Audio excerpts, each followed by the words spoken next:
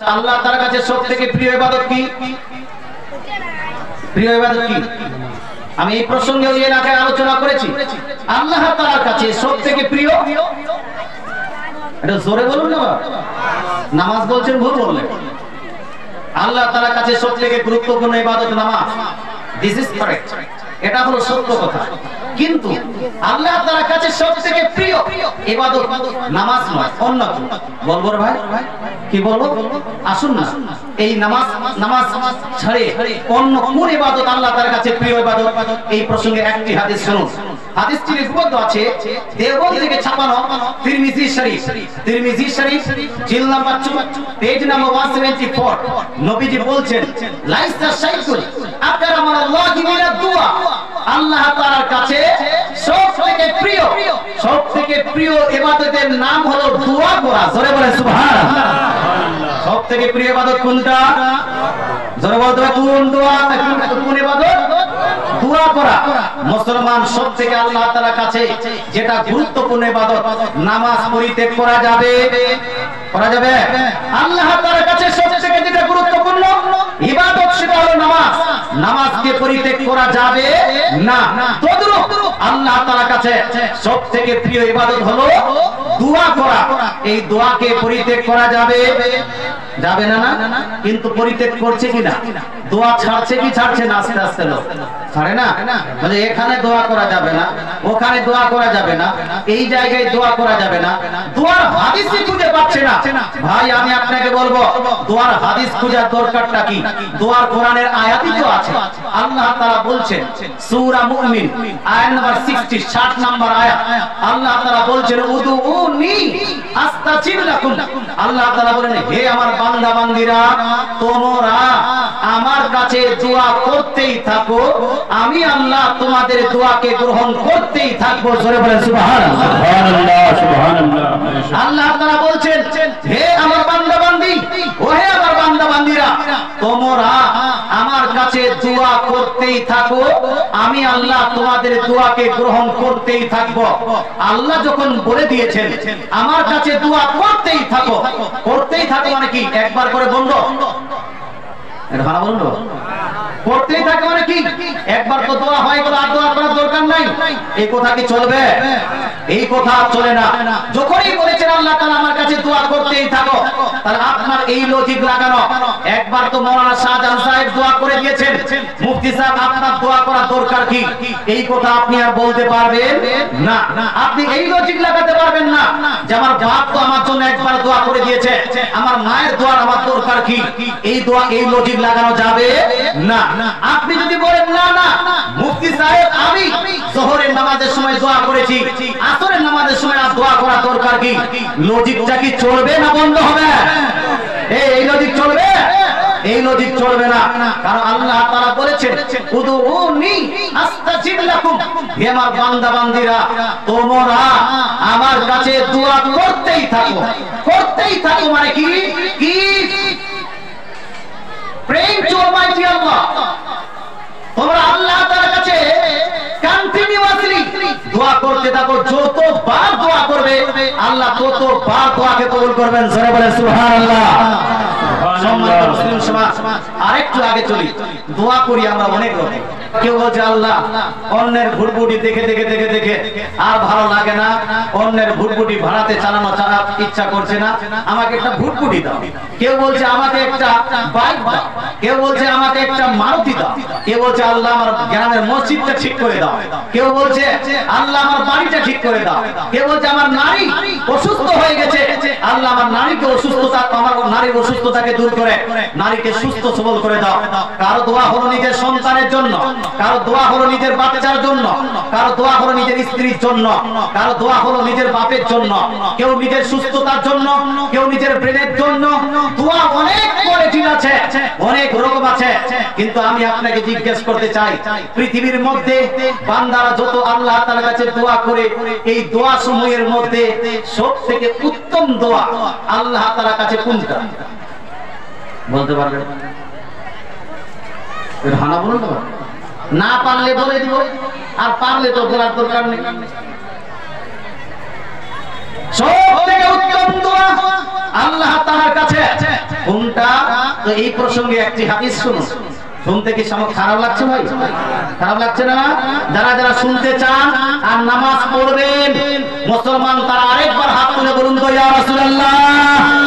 3 বার হাত দিয়ে ওয়াদা করেছেন নামাজ পড়বেন। কাল থেকে যদি নামাজ না পড়েন ছুটাই চলবে কবরে।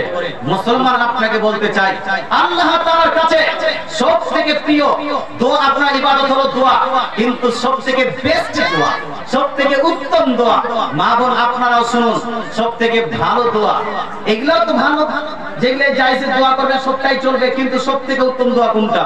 এই প্রসঙ্গে আমার নবী আপনার নবী দয়ার নবী মায়ের নবী শিখিয়েছেন। নবীজি বলছেন হাদিসের মধ্যে, দেওবন্দ থেকে ছাপানো তিরমিজি শরীফ জিল নাম্বার 1 জিল নাম্বার 2 পেজ নাম্বার 173, আল্লাহ তাআলা রাসূল বলছেন আফজালুজ যিকরি কাউলু লা ইলাহা ইল্লাল্লাহ ওয়া আফজালুদ দুআই আলহামদুলিল্লাহ। নবীজি বলছেন আল্লাহ তাআলার যতগুলো জিকির করি আমরা, আল্লাহ তাআলার যতগুলো জিকির করি, এই জিকির সমূহের মধ্যে সবথেকে উত্তম জিকির হলো লা ইলাহা ইল্লাল্লাহ বলা। আর আল্লাহ তাআলার কাছে যত দোয়া করি এর মধ্যে সবথেকে উত্তম দোয়া হলো আলহামদুলিল্লাহ পাঠ করা। জোরে বলে সুবহানাল্লাহ, সুবহানাল্লাহ, সুবহানাল্লাহ। কি দোয়া জি? আলহামদুলিল্লাহ। বলে হুজুর আলহামদুলিল্লাহতে দোয়া কই? আলহামদুলিল্লাহ মানে হলো all praise only for Almighty Allah, just for Almighty Allah, সমস্ত প্রশংসা একমাত্র আল্লাহর জন্য। এখানে তো দোয়া নাই, কথা বুঝতে পারছেন? কেউ প্রশ্ন করতে পারে সবথেকে উত্তম দোয়া হলো আলহামদুলিল্লাহ পাঠ করা। এই জন্য দিনে বেশি বেশি করে আলহামদুলিল্লাহ পাঠ করবেন, সব কাজে আলহামদুলিল্লাহ পাঠ করবেন। যখনই একটা কাজ সমাপ্ত করে নিলেন, ওই কাজের সমাপ্তির সময় আল্লাহ তাআলার কাছে একবার শুকরিয়া আদায় করার জন্য আলহামদুলিল্লাহ বলবেন। পানি পান করলেন আলহামদুলিল্লাহ, ভাত খেলেন আলহামদুলিল্লাহ, বাড়িতে কোনো কাজ করলেন, কাজ সমাপ্ত হলো, আপনি বলবেন আলহামদুলিল্লাহ। মারা আপনার কি বলছে বিছানা করছে, বিছানা করা শেষ হলো আলহামদুলিল্লাহ। তারপরে ভাত রান্না করছে, ভাত রান্না করা শেষ হলো আলহামদুলিল্লাহ। ভাত দিচ্ছে মানুষকে, ভাত খাওয়ানো শেষ হলো আলহামদুলিল্লাহ। যতগুলো জায়েজ কাজ করছি সমস্ত জায়েজ কাজের শেষে আলহামদুলিল্লাহ পাঠ করবেন। কি করবেন জি?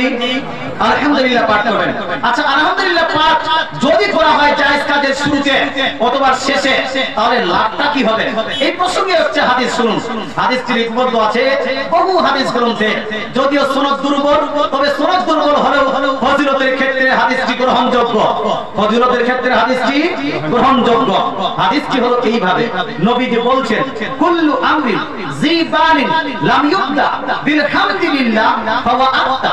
নবীজি বলছেন if you start any good work without saying alhamdulillah it will be incomplete। নবী বলছেন যদি তোমরা কোনো ভালো কাজ আলহামদুলিল্লাহ দ্বারা শুরু না করো, মুহাদ্দিসগণের আপনার তাফসীর অনুযায়ী, তার তাফসীর অনুযায়ী, ব্যাখ্যা অনুযায়ী আলহামদুলিল্লাহ দ্বারা শুরু না করো অথবা আলহামদুলিল্লাহ শেষে পাঠ না করো, তাহলে সেই কাজটা পরিপূর্ণ হবে না। অর্থাৎ কোন কাজে যদি পরিপূর্ণ বরকত পেতে চান, কোন কাজে যদি পরিপূর্ণ রহমত পেতে চান, কোন কাজে যদি পরিপূর্ণ নেকি পেতে চান, তাহলে সেই কাজের শুরুতে অথবা সেই কাজের শেষে একবার করে অবশ্যই কি পড়তে হবে ভাই? জোরে বলতে হবে কি পড়তে হবে? আলহামদুলিল্লাহ। এত ভাই এই জন্য আমরা উলামায়ে কেরাম যখন বক্তৃতা করি, বক্তৃতার শুরুতেই আলহামদুলিল্লাহ পাঠ করি। আপনারা এই আলহামদুলিল্লাহ পাঠ করতে খুশি না বেজার? খুশি না বেজার? তাই একবার আর জোরদার বলুন তো আলহামদুলিল্লাহি রাব্বিল আলামিন। আমি একটা এখানে প্রশ্ন করেছিলাম, প্রশ্নটা উত্তর দিয়ে আমার 3টি গুরুত্বপূর্ণ ইবাদত প্রসঙ্গে আপনার কাছে আলোচনা করব। এতগুলো আলোচনা কিন্তু আজকে আমার বক্তৃতার বিষয় না, আমি এটা অন্য একটা সেন্সে বলে দিলাম। তবে যতগুলো বললাম সমস্ত কাজের জিনিসই বলেছি, আপনার বিনা কাজের জিনিস কোনো বলিনি। কাজে লাগাতে পারলে ভালো, আর না লাগাতে পারলে মরণের পরে বুঝতে পারবে, জবরদস্তি করা যাবে না। ঠিক আছে? আচ্ছা মুসলমান আমি বলছিলাম আলহামদুলিল্লাহ বলা এর মানে তো হলো সমস্ত প্রশংসা আল্লাহ তাআলার জন্য। এখানে দোয়া করি। আচ্ছা আলহামদুলিল্লাহ হলো সূরা ফাতিহার একটি অংশ বিশেষ। সূরা ফাতিহার একটি অংশ বিশেষ। সূরা ফাতিহা আমরা পাঠ করি আলহামদুলিল্লাহি রাব্বিল আলামিন আর রহমানির রহিম মালিকি ইয়াউমিদ্দিন। এই যে সূরাটা পাঠ করি না, এই সূরার অনেকগুলো নাম আছে। কিছু মুফাসসির বলেছেন এর 20 খানা নাম আছে। কয়খানা? 20 খানা নাম আছে। এর মধ্যে একটি নাম হলো সূরাতুদ দুআ। সূরাতুদ দুআ। মুসলমান দেখেন, আপনি যখন কারো প্রশংসা করবেন না, প্রশংসাতে খুশি হয়ে মানুষ তাকে কিছু দিবে, দিবে না? কমসে কম দোয়াটা তো দিবে, কমসে কম তার প্রশংসা তো দিবে যে মানুষটা ভালো। ভালো প্রশংসা করে বলবে না? আপনার কেউ প্রশংসা করছে, কমসে কম ভাই লোকটা খুব ভালো, জানি মানুষ খুব ভালো মানুষ। আচ্ছা, পাবলিক ভালো বললে, পাবলিক যদি আপনাকে ভালো বলে, হয়তো আপনি বলবেন ভালোই বললো হুজুর, কিছু তো পেলাম না, টাকা যদি 10 টাকা দিত তো কাজে লাগতো। কথা বুঝতে পারছেন? যদি এই ভালো প্রশংসা করছিলাম একজন নেতা, সে যদি আমাকে ভালো না বলে একটা বাড়ি যদি স্যাংশন করে দিত, একটু যদি লাভই হতো। কিন্তু ভালো বলে তো কিছু লাভ হলো না। পাবলিক যদি আপনাকে ভালো বলে, আপনার লাভ হতেও পারে, নাও হতে পারে, তবে আল্লাহ যদি আপনাকে ভালো বলে, এটা লাভ হবে কি হবে না? আল্লাহ যদি আপনাকে ভালো বলে, তাহলে আপনার ঠিকানা জান্নাত না জাহান্নাম? জান্নাত হবে। তো আল্লাহ তাআলার কাছে প্রশংসিত হওয়ার জন্য অবশ্যই আল্লাহ তাআলার কাছে আল্লাহ তাআলার প্রশংসা করতে হয়। এই জন্য এর রিঅ্যাকশন, এটা আলহামদুলিল্লাহ, এটা ডাইরেক্টলি দোয়া নয়, তবে এর যে রিঅ্যাকশনটা আছে, ওই রিঅ্যাকশনটা হলো দোয়ার থেকে বড় কাজ করা।